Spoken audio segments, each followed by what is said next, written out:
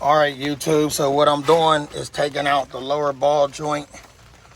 Right here is just CV axle. I always use a bungee cord or a clothes hanger to hang that up and hang up your brake mechanism here with another one.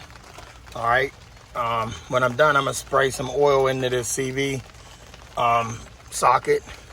And then right here was the issue.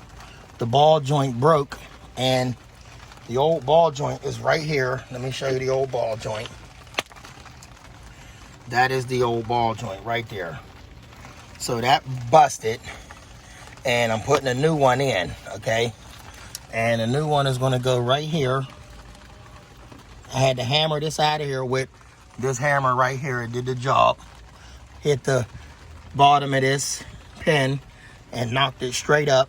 And I'm actually using my ball joint press tool to push this up.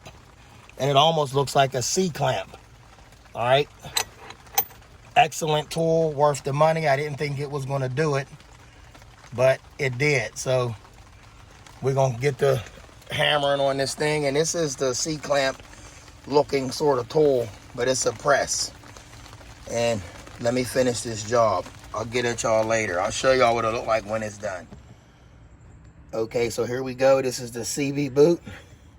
And here is the brand new ball joint. Put in there. Nice, right? Yep, it was a monster getting out of there because, like right here, y'all see that top of that ball joint? Well, you see the top of it. It was rough getting out of there. But with the press, you could get it done. And y'all gonna see the Jeep back on the road. I got a lot of parts in here to replace. Trust me, it's in due time.